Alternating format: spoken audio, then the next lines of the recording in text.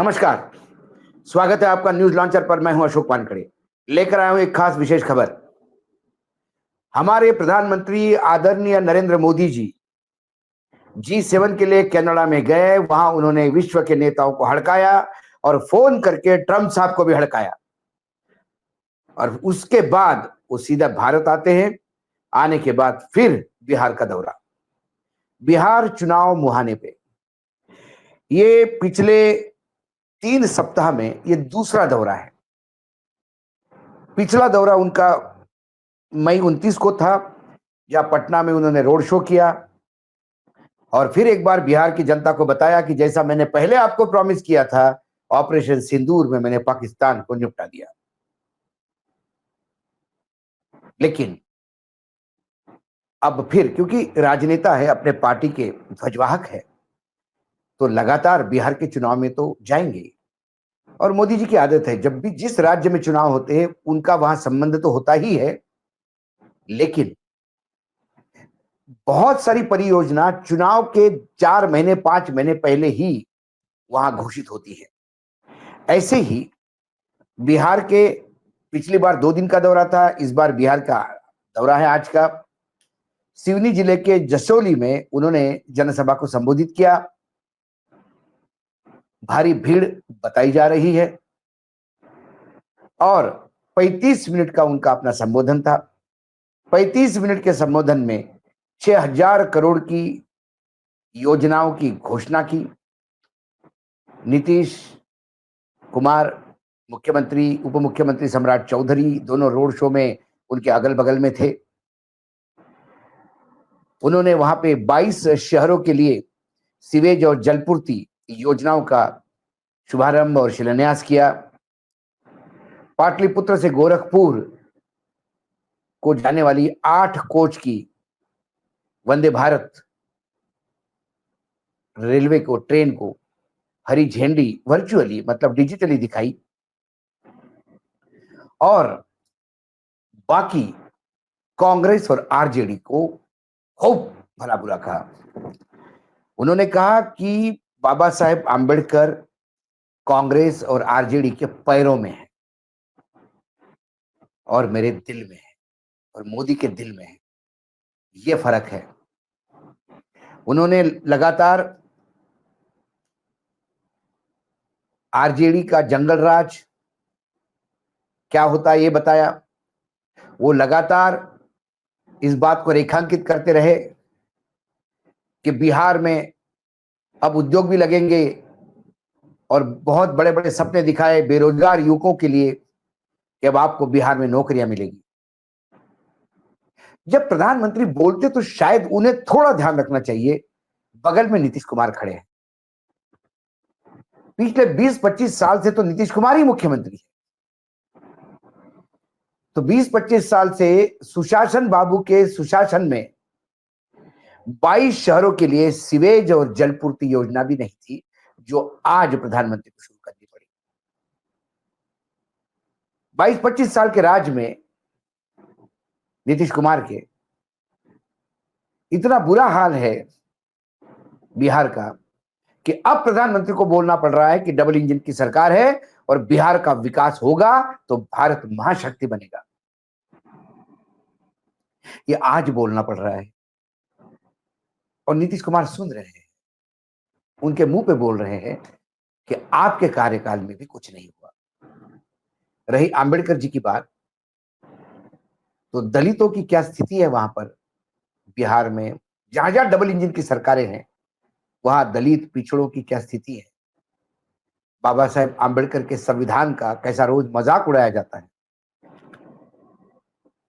जो आदमी ये कहता है कि बाबा साहब आंबेडकर द्वारा लिखित संविधान कूड़ा कचरा हो गया, अब नया संविधान लिखने की जरूरत है, वो आदमी नरेंद्र मोदी जी के एडवाइजर होते हैं। ये डबल स्टैंडर्ड सरकार के दिख रहे हैं।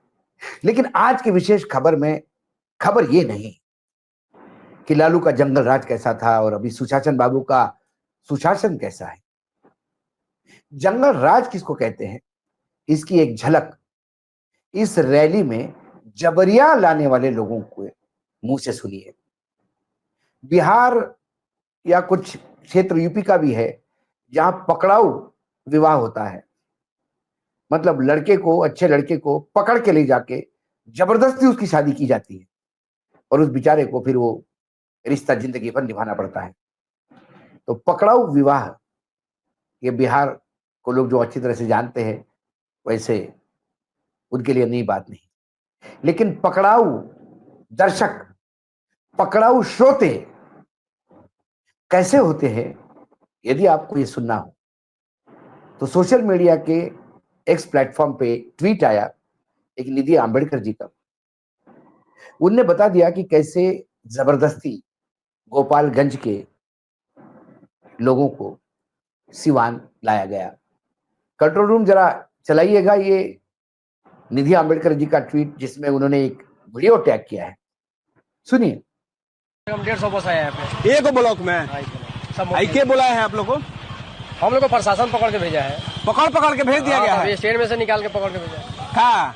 जाइए गोपालगंज, वहाँ से सिवान जाना है। पकड़ के भेज दिया गया है? ऐसे थोड़े हम लोग दहा के थोड़े आए हैं। आई बा, ये तो तानाशाही वाला राज हो गई भाई। ये तो राजा के जन राजतंत्र है, वो हो गई। पकड़ के भेज दिया, बुला के ना क्या वो? ना, पकड़ के वहाँ से जाइए, वहाँ जाना है। जाना है? अनाज बताओ। हम लोग पैसे नहीं जाइएगा। हाँ, पैसे नहीं जाइएगा, हम लोग को क्षमता लड़ने का प्रशासन से ज्यादा। हाँ। ये जो रैली स्थान पे जब बसें भी दिख रही होगी आपको, जो लोग आए थे रैली के लिए, कुछ पत्रकारों ने उनसे बात करने का प्रयास किया। ये तो हो गया आम आदमी, लेकिन सरकारी कर्मचारियों को कैसा गन पॉइंट पे लाया गया, ये भी कोई छुपा नहीं है। एक फिर सोशल मीडिया पे एक एक्स प्लेटफॉर्म पे ट्वीट आया, पीके डिजिटल वाहिनी है कोई हैंडल, ट्विटर हैंडल, उससे ट्वीट हुआ है। उसमें बस में जा रही महिलाओं से बातचीत हुई। देखिए वो महिलाएं क्या करती है, आंगनवाड़ी वर्कर है बेचारी, देखिए। हमारा इच्छा नहीं था, हम लोगों को जबरदस्ती भेजा जा रहा है, बस और कुछ है नहीं। हाँ, आदेश मिला है कि सारा आंगनबाड़ी सेविका आम पब्लिक बन के जाएगी। आम पब्लिक बन के जाएगी? हाँ, अपने ड्रेस कोड में नहीं जाएगी। अच्छा, ड्रेस में नहीं जाना है? झुंड जाके भी इकट्ठी करना है कि हम लोग गोपालगंज जिले से इतना लोग आया है। हाँ, इसके लिए हम लोग सब सारी सेविका 5 बजे सुबह बुलाया गया था, हम लोग 6 बजे आए, बिना नाश्ता पानी के चल दिए। बस आके चावरा में रुक चुकी है।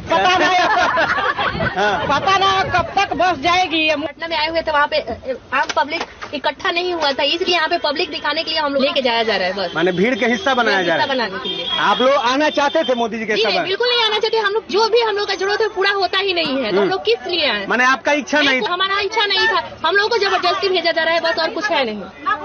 माने आदेश के अनुसार आना पड़ा? आदेश के अनुसार हम लोग को आना पड़ा है यहाँ पे, नहीं तो हम लोग यहाँ पे आके हम लोग 4 घंटे से यहाँ फंसे हुए हैं। अपने घर रहते, अपने बच्चों के साथ रहते, अपने कोई भी कार्य करते, यहाँ पे तो आके हम लोग भी चौड़ा में नहीं ना पहुंचते।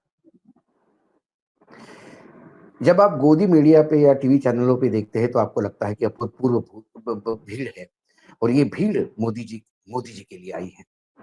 लेकिन कई जगह पे ये तो 2 इंटरव्यू है जहां पे आंगनवाड़ी वर्कर बेचारी क्या करती, नौकरी है, आना पड़ता है, भूखे प्यासे सुबह से बिठा के रखा है, पता नहीं कब वापस आएंगे, क्या करेंगे। गांव के लोग कह रहे हैं प्रशासन से कौन लड़िएगा, ये डर है, ये डरा धमका के। मैंने बोला ना, पकड़ाऊ दर्शक और पकड़ाऊ श्रोता, पकड़ाऊ मोदी भक्त, जबरिया मोदी भक्त, ये इसे कहते हैं।